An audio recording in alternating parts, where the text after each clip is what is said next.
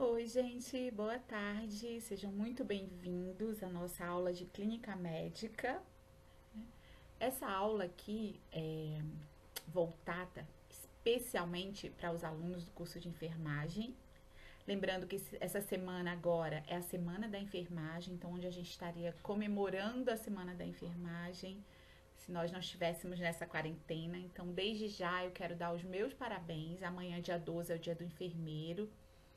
Então, parabéns a todos vocês que escolheram essa profissão, tá? A gente vai, antes da gente entrar especificamente, né, na clínica médica, o que seria essa clínica médica? Seria a gente estudar as patologias, as doenças onde são internados pacientes de clínica médica, ou seja, de clínica geral. Antes disso, a gente vai falar um pouquinho sobre a unidade do paciente, dar uma relembrada, tá? E também de alguns conceitos sobre o que é saúde.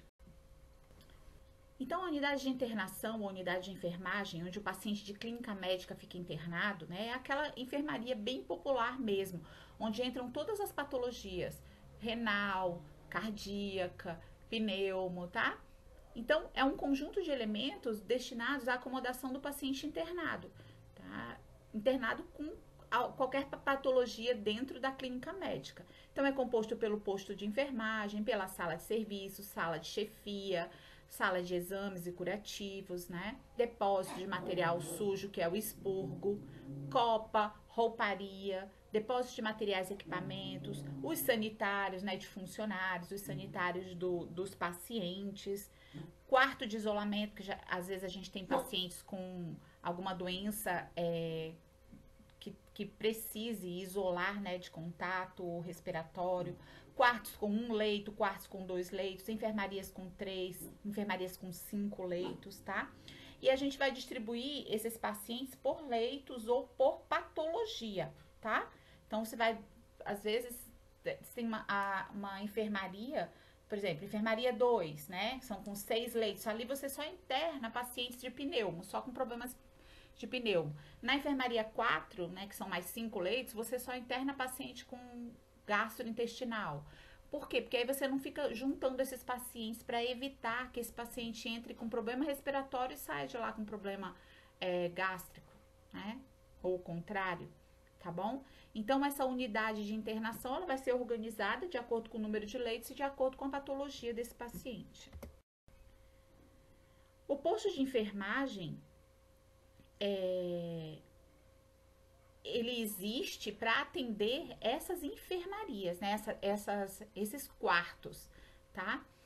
E a unidade, quando ela tem quartos só individuais pelo Ministério da Saúde, ela deve ter até 25 leitos, mas isso aí você só vai encontrar em hospitais particulares, né? Quando os quartos tiverem 2 leitos, né, em cada quarto, a unidade poderá ter até 32 leitos, né? Constituído de quartos, enfermarias, podendo chegar até 40 leitos.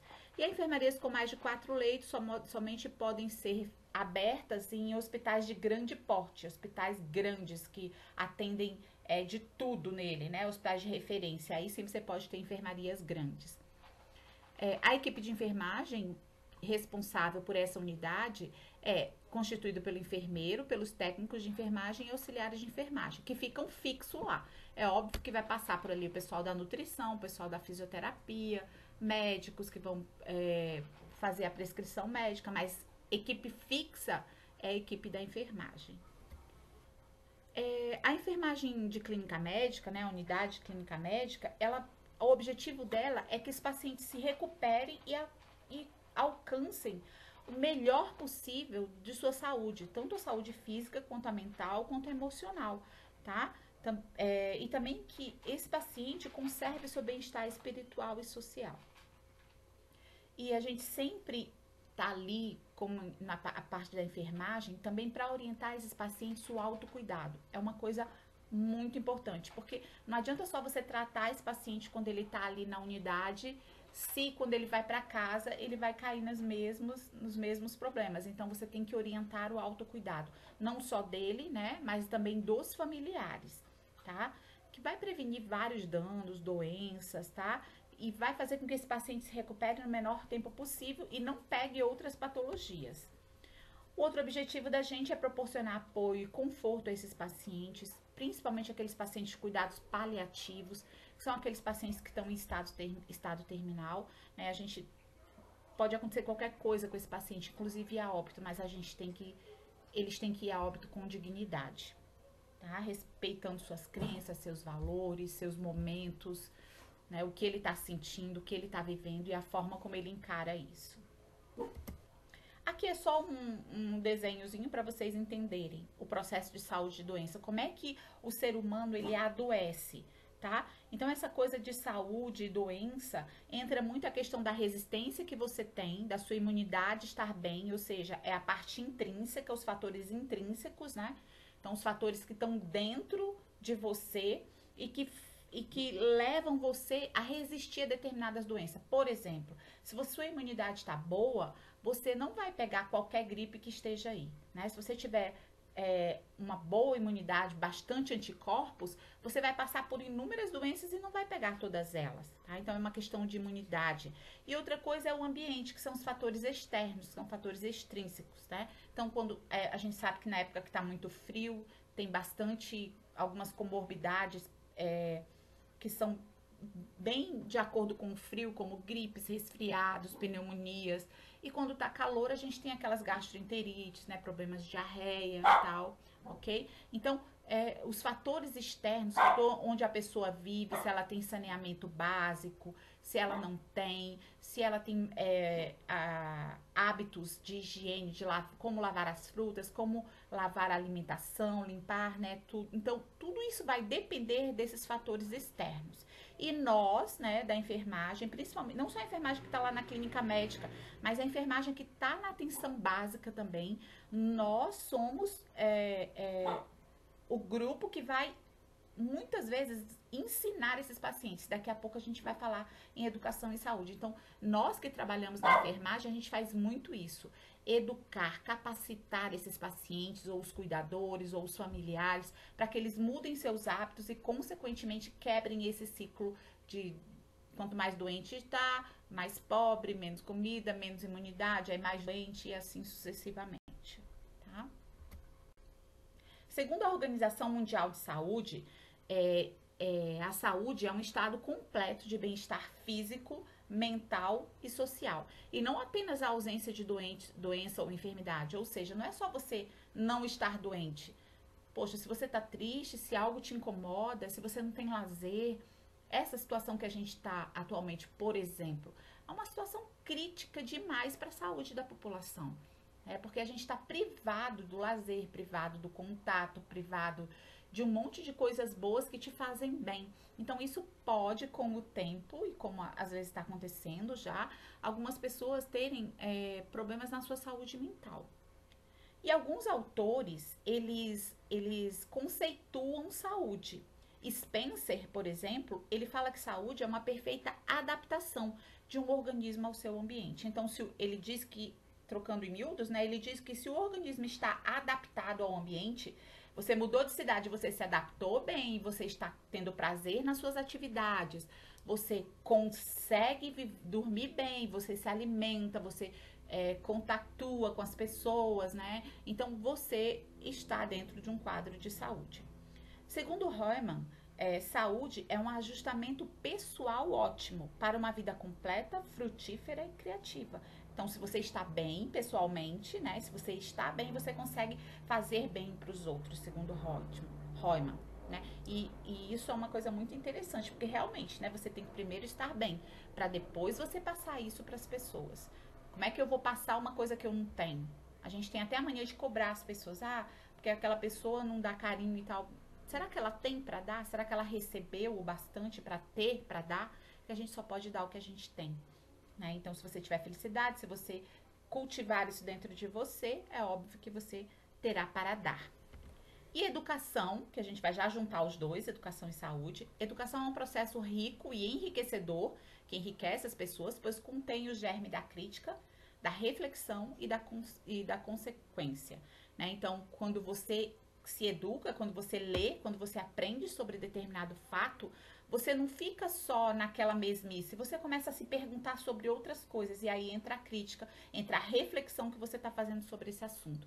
E aí, depois, vem o que você, na verdade, o que você concluiu disso tudo, que seria a consequência. E a forma como você vai agir também, se você vai mudar seus valores, se você não vai modificar.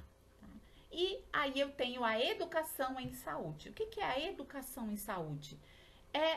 É diferente de informar. Uma coisa é eu informar, vai ter vacinação de não sei o que. Isso é uma informação em saúde. Agora, a de educação em saúde, eu busco que essa pessoa, ela mude o seu comportamento. Eu busco uma mudança de comportamento. Se você não tem o costume de lavar suas frutas, de colocar ela lá em 1 litro d'água, em tampinha de hipoclorito de sódio, então vamos mudar. Isso é uma mudança de comportamento, tá? É uma mudança, faz com que eu não vou te vencer pela força nem pela obrigação, mas sim eu vou te orientar para que você entenda por que você tem que agir daquela forma. Então eu realmente preciso convencer você, tá? E a promoção de saúde só um minuto. Então, só voltando. A promoção em saúde, ela vai procurar organizar esse comportamento que está sendo modificado, tá? Para beneficiar a saúde não só individual, mas de uma coletividade. Você vai promover e beneficiar a saúde de uma camada ampla da população, tá? Então, quando você junta, por exemplo, seus idosos lá no posto de saúde e você faz palestra, eles chegam em casa, ou as crianças, os adolescentes, e eles mudam completamente o comportamento deles, então você está atingindo não só uma família, uma pessoa, mas você está promovendo a saúde de uma comunidade, de uma população inteira, tá? Aí que fala, não exclusivamente por meio da legislação, ou seja, não adianta eu colocar lá uma norma. Ah, tá proibido máscara, tá proibido andar sem máscara, quem sair vai ser multado. Isso não é promover a saúde, isso não é educação em saúde, isso é uma legislação. As pessoas podem até cumprir, mas elas não vão cumprir perfeitamente porque você não ganhou a tolerância delas, ou seja, a cooperação delas. Você não fez com que elas entendessem o porquê disso. Dá um exemplo, né? Saúde pública, né, é o quê? O próprio nome já está dizendo, é eu querer a saúde de todo o público, ou eu promover essa saúde. Tá? Então, é a ciência e a arte de evitar doenças, prolongar a vida e desenvolver a saúde física, mental, através de esforços organizados, não só de uma família, mas de uma comunidade toda. Por exemplo, quando você instala o saneamento básico, a água encanada em uma comunidade, você está fazendo saúde pública. Você não está fazendo saúde individual, você está fazendo saúde pública para todo mundo, tá? Então, quando você capacita médicos, profissionais, enfermeiros para lidar com o coronavírus, por exemplo, isso é saúde pública. Por quê? Porque você está capacitando pessoas a cuidar de uma população inteira, tá? E dessa forma você vai aperfeiçoar, claro, a máquina social e vai assegurar, mesmo que você dê essa palestra para a população inteira, mas você vai assegurar que cada indivíduo ele tenha a sua orientação a respeito da saúde. Aqui é como que funciona o processo saúde e doença, né? Então, eu tenho fatores ambientais que influenciam na minha saúde e na minha doença. Eu tenho fatores educacionais, né? Então, uma boa educação, uma boa formação vai gerar bons hábitos e vai influenciar diretamente na saúde e na doença. Fatores culturais, né? Então, a minha cultura, a forma como eu fui criado, né? Vai também depender dessa minha saúde, da minha doença. Fatores econômicos, né? A condição financeira que eu tenha para melhorar meu padrão de saneamento básico, para melhorar meu padrão de higiene, tá? Então, isso é muito importante. Fatores políticos, né? Óbvio, né? Então, os políticos que você elege, que lhe representam, ou bem ou mal, eles têm que cuidar da saúde pública inteira, da saúde pública em geral. Saúde pública da população é um pleonasmo, né? Porque, na verdade, é saúde pública mesmo. Então, ele tem que promover a saúde pública, promover a saúde de uma comunidade, de uma cidade, de uma região, de um país, tá? Fatores ecológicos, óbvio, que influencia diretamente nesse processo de saúde e doença. Por exemplo, queimadas. Queimadas afetam diretamente o padrão respiratório das pessoas, né? Contaminação dos rios. Então, esses fatores ecológicos, eles acabam interferindo nesse processo de saúde e doença. São exemplos que eu dei. Fatores genéticos, a hereditariedade, ela influencia diretamente nesse processo de saúde e doença. Então, o fato de você vir a ter câncer de mama, o fato de você vir a ter hipertensão, diabetes, né? Então, isso tem uma porcentagem da hereditariedade, do fator genético. Os fatores sociais, como que você vive em sociedade, né? Como é essa sociedade que você vive, ela é fincada em quais pilares, né? Quais costumes, quais regras. Fatores psicológicos, né? Hoje os transtornos mentais, os problemas mentais que acometem o ser humano, de pequenininho, assim, um problema ele começa, daqui a pouco ele assume uma proporção enorme, né? Por exemplo, a pessoa começa com medo, daqui a pouco ela tá com uma síndrome do pânico. Então, os fatores psicológicos, eles realmente têm uma influência muito grande atualmente no nosso processo de saúde e doença. Isso aí é só para que vocês passeiem um pouquinho aí, só para que vocês entendessem que eu posso estar saudável ou posso estar doente de acordo com todos esses fatores que a gente viu aí, que eles influenciam diretamente nesse processo. Existem alguns determinantes sociais da doença, existem algumas coisas que determinam que a sociedade adoeça. Por exemplo, condições econômicas, pobreza, moradia, saneamento básico, emprego, tudo isso são condições que fazem com que essa população adoeça, tá? Religião, normas sociais, tá? Essa coisa toda comunitária, de como essa comunidade age, é um determinante da doença. Comportamento relacionado à saúde bucal, dieta, higiene, fumo, álcool, quer dizer, são fatores de riscos que podem levar a um adoecimento. Né? A questão individual da hereditariedade, da idade, do sexo, né? Da raça. Existem, por exemplo, anemia falciforme é uma doença que dá na raça negra, mais na raça negra do que na branca. Né? Então a gente sabe que a hipertensão dá a partir de determinada idade, em determinado gênero, tá? Então é muito importante, esses são determinantes que vão falar sobre a sua doença, ou então da sua probabilidade de adoecer. E aí temos alguns conceitos de doença. Né? Então a doença ela pode ser aguda, ela pode ser crônica e ela pode ser crônico-degenerativa. Então, a gente vai entender um pouquinho o que é a doença quando ela é aguda, quando ela é crônica e quando ela é crônico-degenerativa. Bom, aguda é aquela situação que se instala de uma hora para outra. Tá? De uma hora para outra, você começou com uma crise renal, uma dor. Então, isso é uma crise aguda, tá? Tem sinais e sintomas logo após você se expõe. Se expôs a causa, né? Então, teve algum problema, na hora ele dá aquele problema, tá? E ele tem um período determinado para sua recuperação. Geralmente menos de 14 dias você tá bem de uma crise aguda. Por exemplo, ela também pode ser decorrente de problemas crônicos. Por exemplo, uma pessoa que tem asma, então passa anos sem ter uma crise, de repente tem uma crise aguda. Ela tem uma crise aguda de um problema crônico. Ela tem um problema de asma, mas ela de vez em quando que tem uma crise, e a crise é aguda, mas o problema é crônico. Entenderam? Tá? Então coloquem aí no caderninho de vocês, tá? Então, são situações que se instalam abruptamente, mas que você se recupera daquela crise. Essa é uma doença aguda. A crônica são problemas de longo prazo, bem mais do que 14 dias, tá? Então, você acumulou tantos pequenos problemas que um dia aquilo ali virou crônico. Então, você comeu muita gordura ao longo do tempo, tem o fator hereditário, então as gorduras foram se instalando, daqui a pouco seu colesterol tá alto, daqui a pouco você tá hipertenso. Então, é um caminho mesmo crônico, que vem ao longo do tempo, tá? E que, na verdade, ele não é que ele tem uma reversibilidade, mas as pessoas conseguem controlar, mas a doença tá sempre ali, tá? E crônico-degenerativo são aquelas que, além de ser uma doença crônica, que existe desde sempre, né? Ela não tem um tratamento definido e ela vai degenerando os seus órgãos. Por exemplo, o mal de Parkinson, né? Então, a gente sabe o Alzheimer também. São doenças crônico-degenerativas que vai degenerando as suas células até que até que leva o paciente a óbito, tá?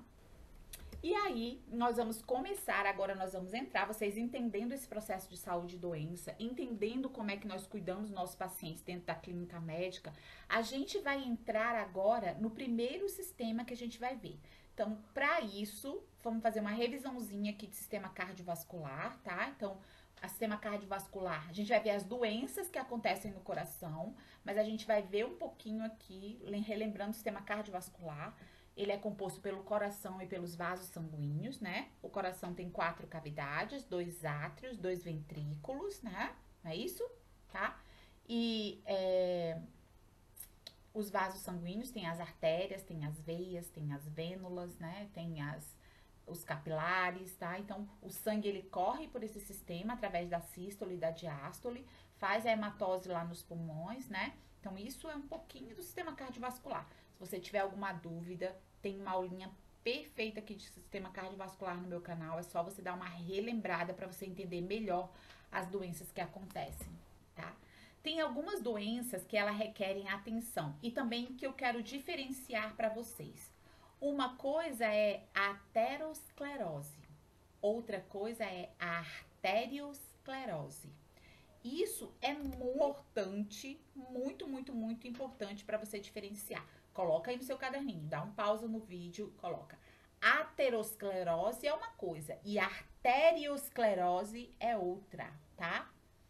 Então, a aterosclerose é a formação da placa na parede das artérias. Por exemplo, tá aqui sua artéria, aí aquele negócio que eu tava falando pra você, você comeu gordura, e essas gorduras, que é esse amarelinho, essa placa aterosclerótica, são as chamadas placas de ateroma, tá?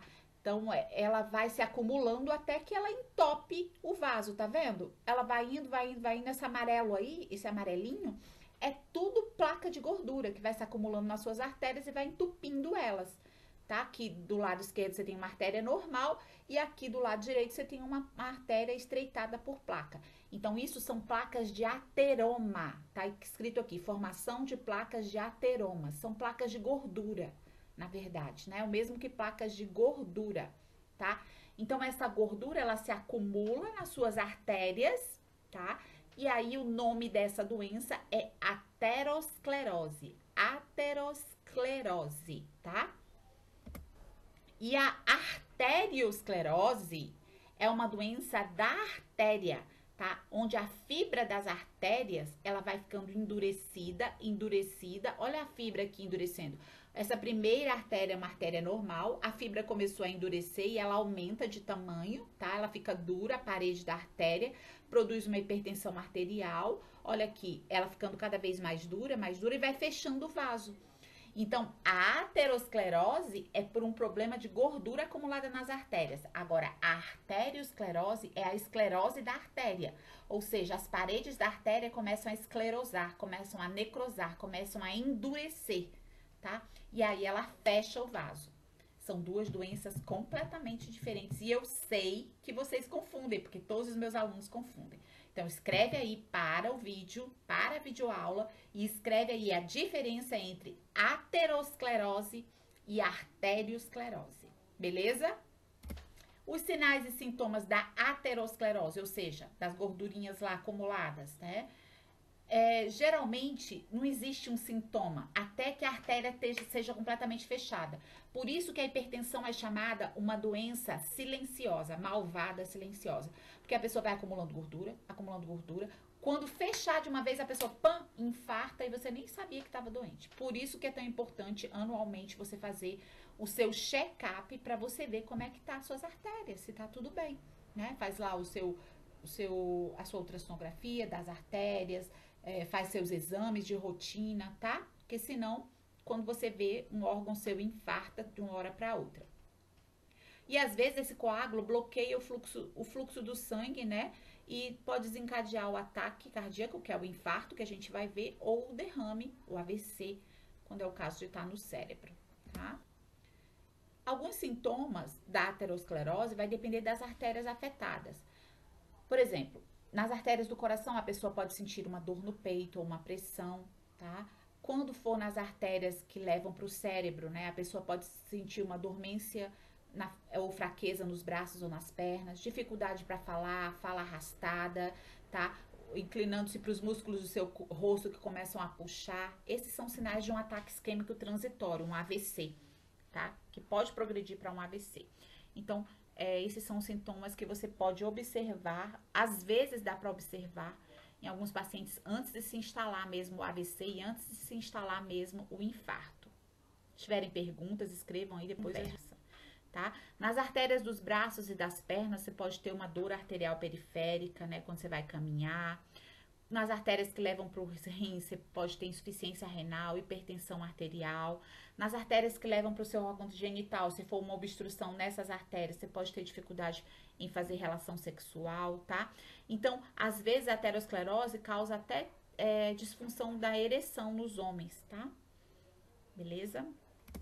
O diagnóstico, devido às complicações, o médico vai, faz uma ultrassonografia, avalia, né? Faz tomografia, arteriografia para avaliar o quadro da doença e o grau de comprometimento que tem dentro dessa artéria.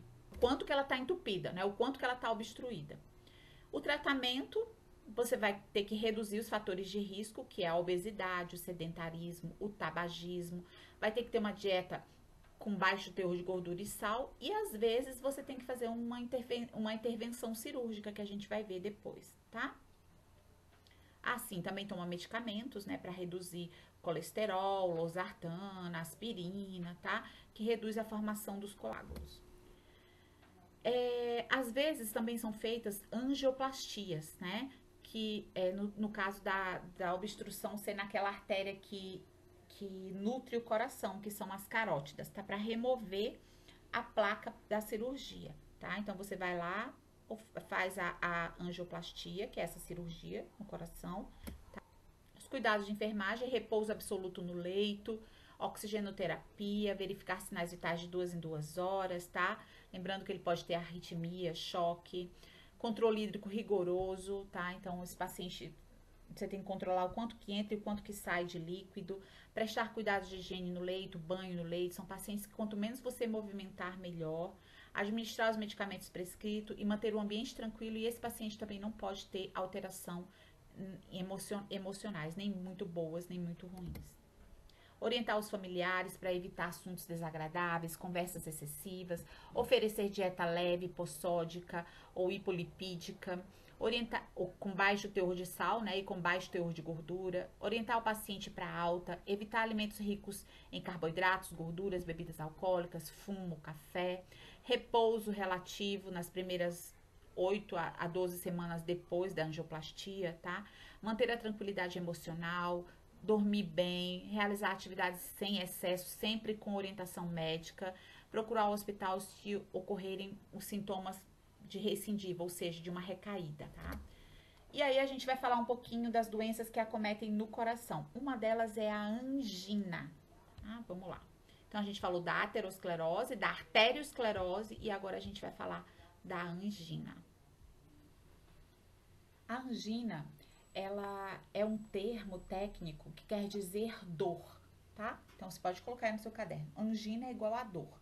Só que é uma dor localizada no coração, tá? Dor, desconforto torácico. Geralmente, a angina, ela, em algumas literaturas, você vai encontrar ela como se fosse um sintoma e não uma doença.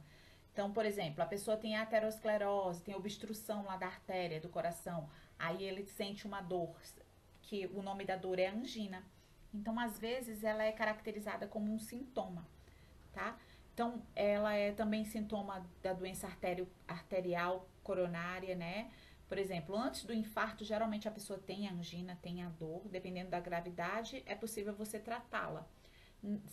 Não só com medicamentos, mas uma mudança radical do estilo de vida, como a cirurgia, uma angioplastia, tá? Então, é isso. Vamos ver aqui mais na frente. Quais são os sinais e sintomas da angina? Então, as pessoas podem ter dor local no peito, no braço, no maxilar. A dor, quando você pergunta para o paciente como é essa dor, ele fala que é como se fosse uma dor com um punho que estivesse fechando apertando mesmo o coração, em queimação e irradiando pro pescoço, pro braço, tá? Também junto com a dor vem a fadiga, a pessoa não consegue subir um degrau de escada que já cansa, tem tontura, tem suor, não consegue digerir bem, tem náusea em relação ao aparelho gastrointestinal. Em relação ao aparelho respiratório, elas sentem falta de ar, uma dispneia, né, um desconforto respiratório. E aí, devido a esses sintomas, a pessoa fica ansiosa, tem aperto no peito, tem taquicardia. Então, geralmente, é esses sinais que a pessoa refere. Os medicamentos utilizados para angina, para melhorar a angina, é a miodarona, o Ancoron, aspirina Prevent, atenolol, atorvastatina cálcica, mesilato de amlodipino, carvedilol, Clexane, Concor, Cordil, Enalapril, Exomedine, Isordil, Isosorbida, Liptor e Monocordil. Esses são os mais comuns que você vai trabalhar com eles. São via oral, tá? Claro que também tem outras apresentações, como o Clexane tem subcutâneo, né? Por exemplo, tem outras apresentações, mas geralmente o paciente vai para casa tomando, depois do tratamento, da identificação, né? Ele vai tomando medicação por via oral. Os cuidados de enfermagem na angina. Reduzir a velocidade da marcha, ou seja, esse paciente tem que se vestir, fazer tudo com tranquilidade, né? Para evitar, às vezes nem se vestir ele consegue direito de tanta dor. Então, realmente tem que observar. Evitar o excesso de alimentação, fazendo refeições mais leves e descansando depois das refeições. Evitar atividades que produzam dor, né? Esforço físico, frio, calor, situações emocionais que possam levar ao estresse. Reduzir o peso, né? Para reduzir a sobrecarga cardíaca. Se fumar, parar de fumar imediatamente, tá? Então, porque o fumo, ele aumenta o ataque de angina. Usar a medicação que foi indicada, né? Então, sempre levar com ele um comprimidozinho com a sua medicação. E verificar os sinais vitais de 6 em 6 horas, se você for um cuidador ou se ele tiver vital. E a outra doença que a gente vai ver, a outra patologia, é o infarto agudo do miocárdio. O que é o infarto? É o bloqueio de sangue para o músculo do coração. A gente sabe que o músculo do coração é ele quem faz o quê? Ele que leva as batidas do coração. Então, se ele infartar, se não tiver sangue para nutrir esse coração, ele não vai conseguir fazer as batidas cardíacas, nem a sístole, nem a diástole. Então, esse paciente, ele vai referir uma dor, um aperto, né? Dependendo da área infartada, da área que ficou sem sangue. Então, é entupido, às vezes, pode vir a angina entupido, não, obstruído, né? Pode ter a angina, uma dor, né? E também essa obstrução daquelas placas de ateroma pode acontecer exatamente na artéria que nutre o coração, tá? Então, essa artéria, ela fica entupida, obstruída, né? E aí o sangue não passa por ali, consequentemente não é levado oxigênio para esse coração, nem nutrientes, nada. E aí ele para de bater naquela área. Dependendo da área que foi afetada, pode ser um infarto letal ou pode ser um infarto de uma pequena área. E aí, através do eletro, vai vir. Tá? Então, aquilo que eu estava falando, os sintomas são apertos, dores no peito, com irradiação para o pescoço, para o braço, tá? A arritmia, o coração não bate bem, ansiedade, tá? As mulheres têm mais chances de apresentar sintomas que não são típicos do que os homens. É aquilo que eu estava falando para vocês quando eu estava falando sobre saúde e doença. Tem muito essa coisa de gênero, de raça. As pessoas que infartam podem ter dor local no braço esquerdo, maxilar, dor circunstancial, mesmo em repouso tá doendo, não precisa fazer nenhum tipo de esforço.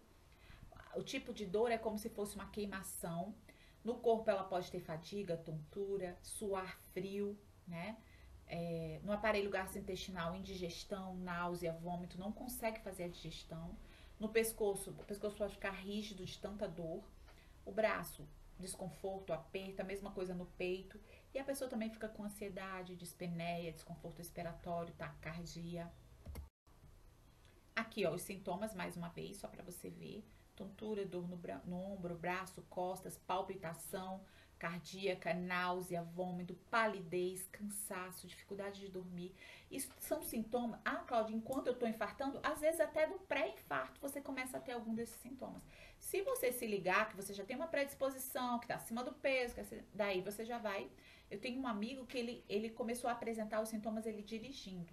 Então ele dobrou, pelo que ele contou pra gente, né? Ele falou: nossa, olha, quando eu senti que eu tava infartando, eu senti queimar e o meu braço, né, doendo, irradiando pro pescoço, eu falei: nossa, tô infartando. Aí ele mesmo dirigiu correndo com desconforto respiratório, ele tava numa avenida, parou no primeiro hospital que ele viu na frente dele e aí desceu, realmente ele estava infartando. Era uma área pequena, mas ele estava infartando. É pra você ter uma ideia, né? Quando é pra você morrer, não é mesmo. Assistência de enfermagem no infarto agudo do miocárdio, verificar pressão arterial, frequência cardíaca, queixas de dor precordial. Dor precordial é dor no coração. Deve-se manter o paciente em oxigenoterapia, tá? Com acesso venoso calibroso. Pegar uma veia boa desse paciente. E aí, se esse paciente fizer angioplastia, que é a cirurgia, né, para desobstruir essa veia, a gente vai ver direitinho, passar um vídeo, tem um vídeo no descritivo do canal da angioplastia e da colocação do stent. Vocês vão ver que é um negócio bem legal de vocês verem, tá? A gente vai ver num vídeo que eu vou deixar no descritivo do canal, tá bom? Durante a angioplastia, a equipe de enfermagem deverá retirar prótese dentária, né? Antes dele fazer a angioplastia, então é um procedimento que é feito no centro cirúrgico, você retira a prótese, vê se ele tem história de alergia, né, para ver qual a medicação. Às vezes o médico mesmo pergunta. Preparar uma via de acesso, nossa, embolei tudo agora. Preparar uma via de acesso calibrosa, ou seja, funcionar uma veia de um calibre bom, realizar a asepsia, dispor os campos cirúrgicos, preparar o material para cirurgia. Normalmente esse procedimento é realizado pela artéria radial ou pela femoral, tá? Então, é como se fosse aquele cateterismo, sabe? Cabe ao enfermeiro fornecer todo o material necessário durante o procedimento, ou a equipe de enfermagem, tá? Quando eu falo enfermeiro, eu tô falando da equipe inteira. Checar e administrar anticoagulante, se for solicitado. Estar atento às intercorrências, tais como parada cardiorrespiratória, você tem que estar pronto para tudo. O material para parada tem que estar ali, ó, prontinho. Parou, pá, você já tem que estar com o material pronto. Hipotensão, bradicardia, tudo. Você tem que estar ligada no 220. Orientar o paciente quanto ao repouso, cuidados, curativos de dieta, isso no pós-operatório já. Quando for feito pela radial, né, deve-se retirar o introdutor quando finalizar o procedimento. Vocês vão entender que a gente vai ver uma angioplastia, tá? Quando for pela via femoral, o introdutor é retirado 5 horas depois para evitar sangramento, tá? Após 5 horas, retirar o introdutor, comprimir bastante, tá? Por uns 20 minutos, para fazer a hemostasia, né, para fazer a cicatrização daquele vaso, senão esse paciente, lembrar que aquilo ali é uma artéria, se por acaso ficar sangrando, nossa, é hemorragia na hora, aí você complica a vida desse paciente. Algumas curiosidades. Nos homens, a dor precordial é o sintoma mais frequente, ou seja, a dor no coração. Nas mulheres, o mais frequente é o cansaço e a fadiga extremas. Nas mulheres, é mais frequente sentir náusea, dores na região do epigástrico, né, na boquinha do estômago, nas costas, no pescoço, no queixo. Muitas vezes, sintomas que não há dor são sentidos antes do paciente infartar, como esse mal-estar, náusea, cansaço, tá? Então, são sintomas que podem vir antes do infarto, como se ele estivesse avisando. A intensidade da dor desse infarto também varia muito de doente para doente. Não precisa ser tão intensa, né, às vezes, mas é a característica dela ser em queimação. Geralmente, ela se irradia para o braço esquerdo, tá? E em outros pacientes, 15% deles também falam que irradia para o braço direito. Muitos desses sintomas dessas doenças são ignorados pelos pacientes, pelos médicos. O paciente com náusea, vômito, então confunde com gastroenterite, né? Não acaba não lendo direito o eletrocardiograma, tá? Então exija que o médico investigue a causa dos seus sintomas, principalmente se você pertencer ao grupo de risco. Principalmente se você fizer parte daquela família que tem um monte de hipertenso, tá? Então, aquela partezinha do infarto, né, vai morrer do seu coração. Então, vai haver uma circulação colateral que vai fazer às vezes, daquela partezinha. Se for uma parte pequena, não vai ter problema. Agora, se for uma parte grande, aí o problema é maior, tá? Sempre procurar um serviço, imediatamente serviço de emergência. Aqui é o procedimento de angioplastia stent, que é esse videozinho do YouTube. O descritivo dele vai estar no canal. Assista para você, poxa, completar essa aula. Lembra disso, tem que assistir. E aí a gente vai falar um pouquinho sobre a insuficiência cardíaca, outra patologia, né, que a gente vai encontrar lá na nossa clínica médica. A insuficiência cardíaca, como o próprio nome diz, é uma insuficiência, ou seja, uma não suficiência do coração. Ou seja, o coração não está trabalhando como deveria, está insuficiente. Então, é uma condição crônica que esse coração não bombeia esse sangue. Qual é a função do coração? Bombear o sangue. Se ele está insuficiente, ele não está bombeando o sangue da forma adequada. Tá? Então, às vezes, ele não está bombeando bem na sistólica ou na diastólica.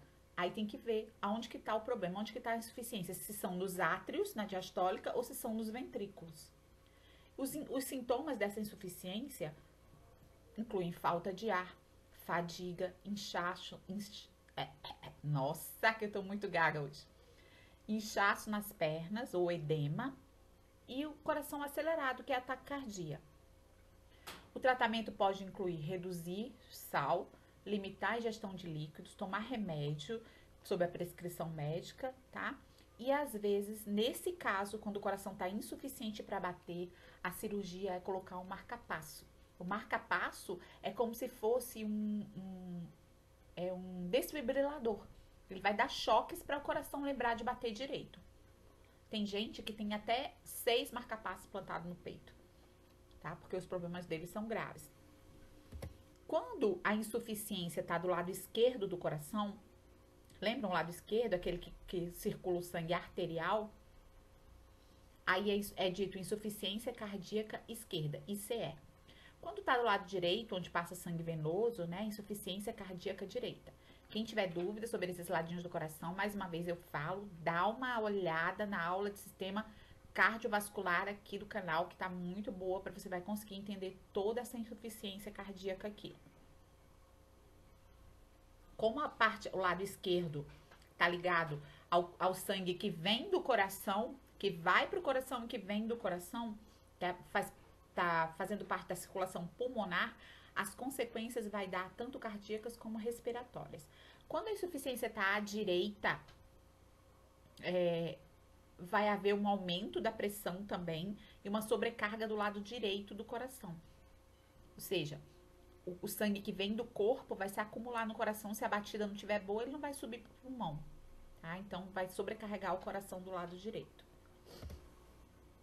A insuficiência cardíaca aguda, lembram doença aguda? Aquela crise do momento, é um acontecimento súbito, catastrófico e de grande risco, que ocorre devido a uma ação que de repente deu uma parada cardíaca e o paciente, de uma hora para outra, por exemplo, por uma endocardite, por uma infecção, o paciente fez uma parada cardíaca e morreu, tá?